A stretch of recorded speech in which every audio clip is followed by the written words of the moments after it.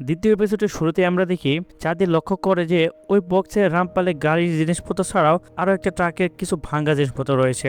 একটু ভালো করে পর্যবেক্ষণ করলে ট্রাকের একটা অংশে কানপুরে জাজমো নামের একটা কারখানার নাম খুঁজে পাওয়া যায়। তাই সে এবার দ্রুত ওই কারখানার উদ্দেশ্যে বেরিয়ে পড়ে। এবার কারখানায় গিয়ে জানতে পারে যে ওই কারখানার পাশের এলাকায় জাহাঙ্গীর নামের এক কসাইয়ের দোকান। যাদের বুঝতে পারে যে এটা কোনো সাধারণ কারখানা না। তখন এক লোক খুব গোপনভাবে বলে, শুনেছি কারখানায় কোনো এক এমএলএর, কিন্তু সে জাহাঙ্গীরের নামে কারখানাটা চালাচ্ছে। যাদিল আর কোনো কথা না বাড়িয়ে সোজা জাহাঙ্গীরের এলাকায় চলে যায়। এক শোরগোলের মাঝে ছোট্ট এক দোকানে বসে ছাগলের মাংস কাটছিল জাহাঙ্গীর। যাদিল বেশি কথা না বাড়িয়ে বলে, তোমার নামে যে কারখানা আছে তার মালিকের নাম কি? জাহাঙ্গীর উত্তর না দিলে সে বলে, তোমার মালিককে বলো কালকের মধ্যে আমার সাথে বেলঘাটা পুলিশ স্টেশনে দেখা করতে। এই কথা শুনে জাহাঙ্গীর একটা পোস্টার হাতে তুলে দেখায়, যেখানে তার মালিক আসলে এমএলএ মুনারাজু।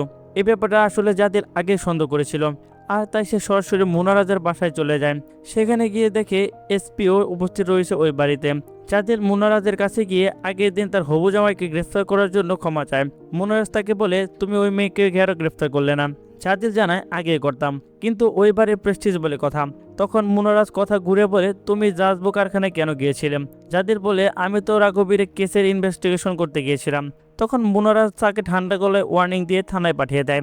এবার থানায় ফিরতেই নান্দু তাকে বলে, স্যার আপনি সহজ কেসটা কেন জটিল করছেন? ওই মেয়ে আর ওই প্রেমিক বিক্রম মিলে ওই কাজটা করেছে। কিন্তু জাদিল রেগে বলে, তুমি কিছুই জানো না, এই কেস এতটা সহজ নয়।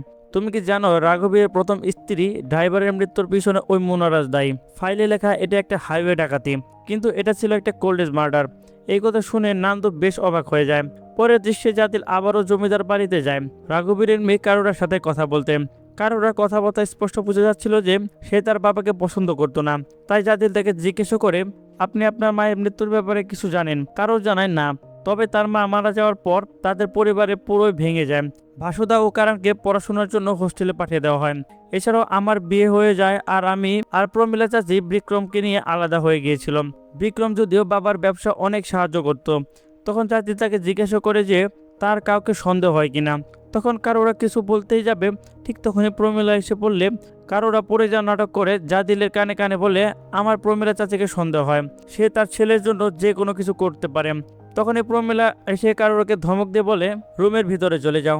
তবে কারোরা রেগে বলে, আপনাকে আগে ইন্সপেক্টরের কথা জবাব দিতে হবে। জাদিল এবার প্রমিলাকে প্রশ্ন করতে শুরু করে। প্রমিলা তাকে উল্টো বলে, এসব প্রশ্নের উত্তর মুনারাজও দেবে।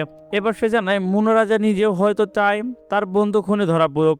এরপর সে এক ফাঁকে কিচেনে গিয়ে চুন্নিকে বলে, তোমার কিন্তু আমাকে সাহায্য করতে হবে।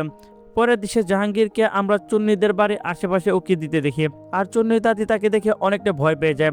এদিকে জাদির রাঘবীরের ঘর তল্লাশি করে একটা নার্সিং হোমের রিপোর্ট খুঁজে পায়। সে তখন সেটা নিজের কাছে রেখে দেয়।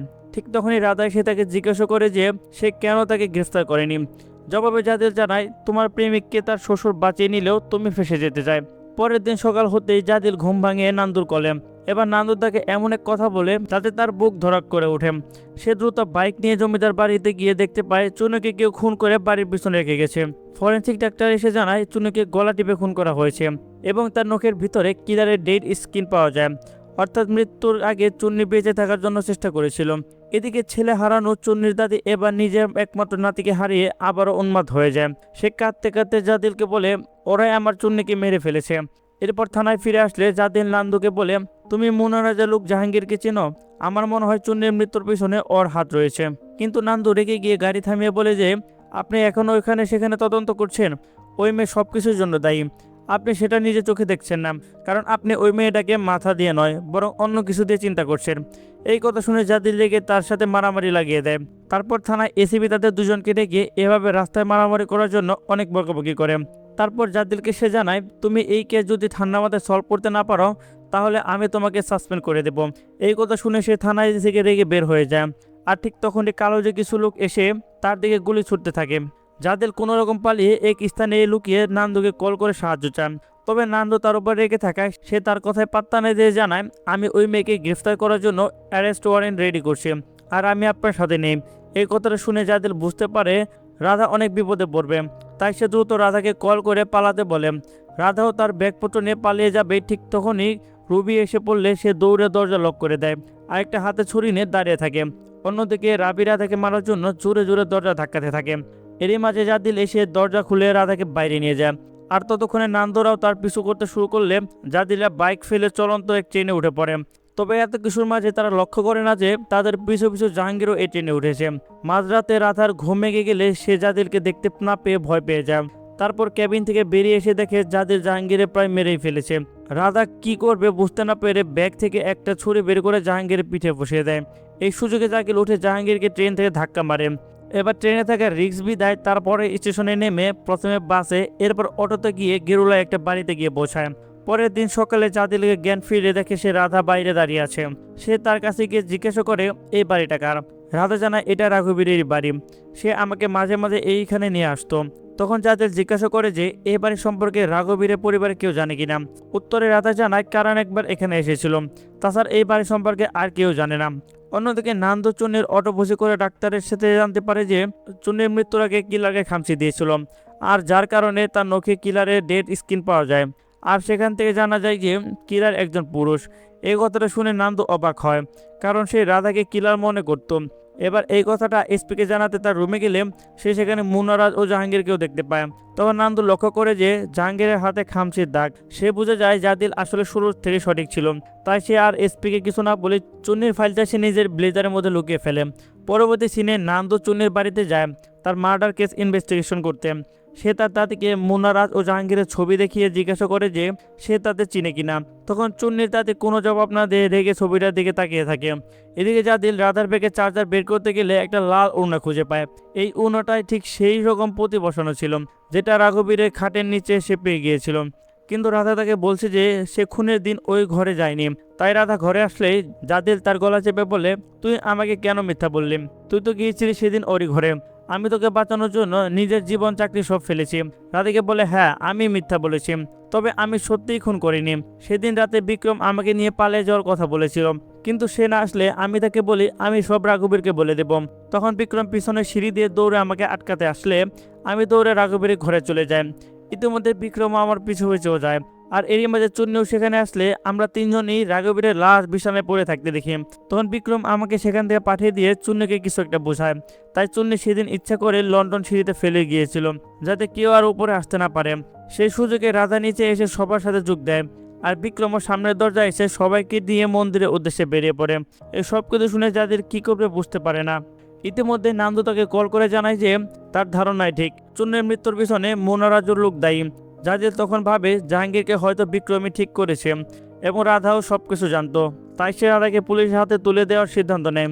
কিন্তু তার ভিতরে ভিতরে বুকটা ফেটে যাচ্ছিল, কেননা সে রাধাকে হারাতে চলেছে। রাতে জাদিল রাঘবীরের রুম থেকে পাওয়া সেই নার্সিং হোম রিপোর্টটা নিয়ে রাঘবীরের শালা নরেন্দ্রর কাছে গিয়ে জিজ্ঞাসা করে আপনার বোন অ্যাবর্শন কেন করেছিল। নরেন্দ্র বলে না তো, তুলাভাইয়ের কাছ থেকে দিদি সবসময় আলাদা থাকতো। তখন জাদিল বলে কিন্তু এইখানে তো লেখা আছে গর্ভপাত করিয়েছে। নরেন্দ্র বলে এমনটা হতেই পারে না, তাহলে অন্তত আমি জানতাম। এরপর জাতির বাংলোতে ফিরলে বাংলোর কেয়ারটেকারের সাথে রাঘবীরের প্রথম স্ত্রী সম্পর্কে কথা বলতে শুরু করে। তখন সে জানতে পারে যে গায়েব হওয়ার আগের রাতে নাকি রাঘবীরের প্রথম স্ত্রী তাকে বলেছিল জমিদার কোনো মেয়ে নিয়ে আসলে তাকে জানাতে। পরের দিন সে রাধাকে নান্দুর হাতে তুলে দেয়। নান্দু তাকে নিয়ে যাওয়ার সময় জাহাঙ্গীর ও তার লোকেরা পথ আটকে দাঁড়ায়, কিন্তু গাড়ির পিছনে দরজা খুলতেই গাড়ির ভেতরে লুকিয়ে থাকা জাদিল আচমকা হামলা করে বসে। শুরু হয়ে যায় দুই পক্ষের মধ্যে চরম ঘোলাগুলি। নান্দু জাদিলকে যথাসম্ভব সাহায্য করে যাচ্ছিল। এই মাঝে রাধার গায়ে গুলি লাগলে জাদিল তাকে নিয়ে ব্যস্ত হয়ে পড়ে। এই সুযোগে জাহাঙ্গীর পালিয়ে গেলে নান্দু তাকে ধাওয়া করতে থাকে, কিন্তু একটা সময় জাহাঙ্গীরকে হারিয়ে ফেলে। এদিকে জাহাঙ্গীর বাড়িতে ঢুকতেই তার গায়ে চুন্নির দাদি পেট্রোল ধরে আগুন ধরিয়ে দেয়। জাহাঙ্গীর ছটফট করতে করতে আগুনে পুড়ে সেখানে মারা যায়। হয়তো এটাই ওর উচিত প্রাপ্য ছিল। অন্যদিকে রাধাকে পথ থেকে সরিয়ে ফেলার জন্য আনন্দে মুনারাজও বাড়িতে বেশ রিল্যাক্স ছিল। তখন বিধ্বস্ত রাধা তার ঘরে প্রবেশ করে। রবি তো রাধাকে ঘরে ঢুকতে দেওয়ার কারণে কারোকে বকাবকি করতে থাকে, কিন্তু রাধা বলে আজ থেকে আমি এখানেই থাকবো। রবি বলে কেন, তোর যে প্রেমিকের সাথে পালিয়ে গিয়েছিলিস সে কোথায়।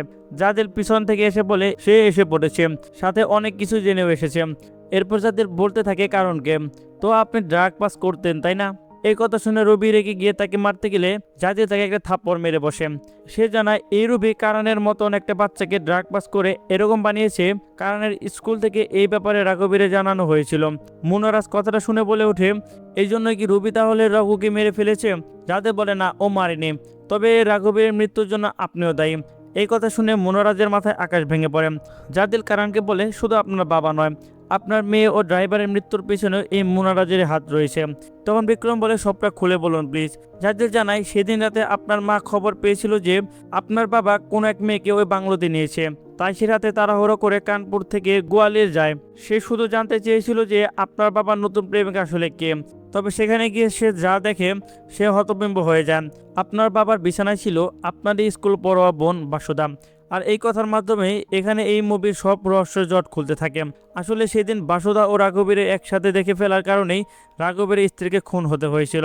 এই খুনটা করেছিল মুনারাজু জাহাঙ্গীরকে দিয়ে, আর রাঘবীরকে কিন্তু খুন করেছে বাসুদা নিজে।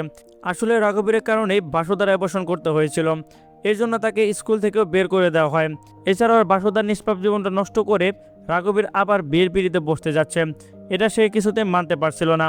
তাই তো সে রাঘবীরকে সেদিন কথা শোনাতে গেলে রাঘবীর তাকে বেশ বলে কটাক্ষ করে, যার ফলে বাসুদা প্রচণ্ড রেগে গিয়ে কাঁচ ভেঙে বন্দুক বের করে তাকে নির্মমভাবে হত্যা করে ফেলে। এরপর সে ফিঙ্গারপ্রিন্ট মুছে রাধাকে ফাঁসানোর জন্য রক্তমাখা ওড়না তার ব্যাগে রেখে দেয়। আসলে বিয়ের বিরতি স্পষ্ট দেখা গিয়েছিল যে রাত 10টায় বাসুদা মণ্ডপ থেকে উঠে যায়, আর তখনই খুনটা হয়েছিল। কিছুক্ষণ পর সে ওড়না বদলাতে আবার মণ্ডপে ফিরে আসে। এবার সিন প্রেজেন্টে আসলে সব শুনে সবাই হতভম্ব হয়ে যান। বিক্রম মুনারাজুকে বলে, তার মানে আপনিও শুরু থেকেই সবকিছু জানতেন। আপনার মতো একটা জঘন্য মানুষের সাথে আজ থেকে আমরা কোনো সম্পর্ক নেই। এই কথাটা শুনে লোভী প্রমীলা বিক্রমকে ধমক দিয়ে বলে, তুই এসব কি বলছিস? মুনারাজু বিক্রমকে বলে, তোর কি মনে হয় আমি একাই সবকিছু জানতাম? সেদিন তো রাঘবীরের স্ত্রী সেখানেও গিয়েছিল, সেটা তো রাঘবীর নিজেও জানতো না। আমাকে কে জানিয়েছিল এসব? তুই কিছু জানিস? তোর মা মিসেস প্রমীলা। এবার সিন শিফট হয় 5 বছর আগে। ফাঁসুদাকে রাঘবীরের সাথে দেখে তার স্ত্রী চুপচাপ সেখান থেকে বেরিয়ে এসে প্রমীলাকে কল দিয়ে সব জানায়। প্রমীলা এই সব কিছু শুনে ভেঙে পড়ে। তবে ব্যাপারটা জানাজানি হলে বিক্রমের ভবিষ্যৎ নষ্ট হয়ে যেতে পারে, তাই প্রমীলা সবকিছু মুনারাজকে জানায়। এরপর নিজেই জমিদার স্ত্রীকে কানপুরে আসতে বলে, আর প্ল্যান করে সেখানে খুন করা হয়েছিল। ড্রাইভার ও জমিদার পত্নীকে এবার বিক্রমপুরে ভবিষ্যতের জন্য প্রমীলা নিজের মেয়ের কথা পর্যন্ত ভাবিনি। সিন বর্তমানে আসলে এই সব কিছু শুনে বিক্রম ও বাসুদার মনে তাদের মায়ের জন্য ঘৃণা চলে আসে। তবে সবচেয়ে বেশি ট্রমাটাইজ হয়ে যায় নিষ্পাপ করোরাম। সে কি করবে, কাকে বিশ্বাস করবে বুঝতে পারে না। সে চিৎকার করে কাঁদতে থাকে। প্রমীলা নিজের ভুল বুঝতে পেরে নিজের রুমে চলে যায় আর দরজা লক করে আত্মহত্যার প্রস্তুতি নিতে থাকে। তখনই তার দরজায় টোকা দিলে সে ভাবে হয়তো তার ছেলে বিক্রম এসেছে, কিন্তু অপর পাশ থেকে বাসুদা তাকে মা বলে উঠলে বুঝতে পারলে যেই ছেলের জন্য প্রমীলা এত কিছু করলো আজ সেই ছেলে তাকে ছেড়ে পালিয়ে গেছে। অথচ যেই মেয়ের জন্য সে একবারও ভাবেনি সেই মেয়ে তাকে ক্ষমা করে দিয়ে আবারও মা ডেকে এসেছে। তাই প্রমীলা কষ্ট আর অনুশোচনা নিয়ে নিজেকে শুট করে আত্মহত্যা করে নেয়। অবশেষে প্রমীলার সৎকার শেষে জাজিল ভাসুদাকে গ্রেফতার করতে আসে। গাড়িতে বসে সে বাসুদার হাতে তার স্কুলের ব্যাগটা দিলে ভাসুদাও সহায়ের মতো কাঁদতে থাকে। এখানে জাজিল তাকে জানায় যে সে চেষ্টা করবে সেলফ ডিফেন্স হিসেবে এই কেসটার সর্বনিম্ন শাস্তি তাকে পাইয়ে দিতে।